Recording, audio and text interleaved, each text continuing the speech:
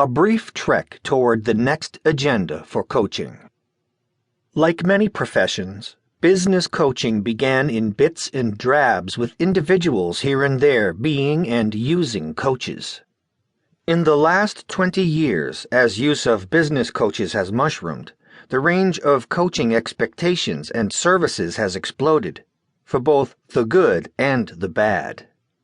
I believe that most change efforts like coaching go through the flow depicted by a diamond.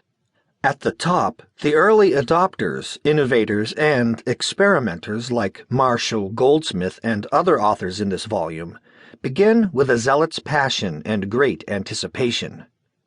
As the field evolves, the widest part of the diamond depicts a host of coaching alternatives ranging from users of coaching who want to join the bandwagon but are not committed to change, to coaches who are passing from one job to another without a serious attempt at coaching rigor, to those who want to increase the professionalization of the coaching movement.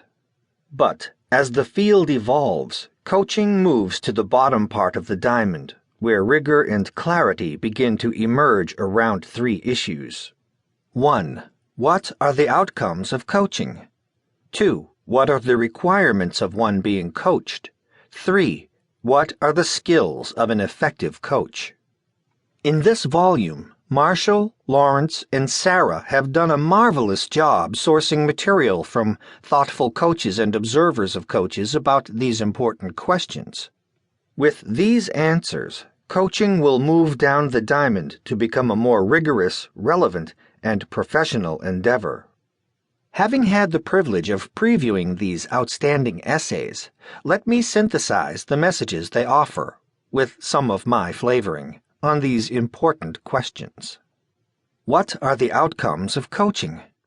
One of my shortest and most memorable coaching experiences was with a high-potential family member on an executive team.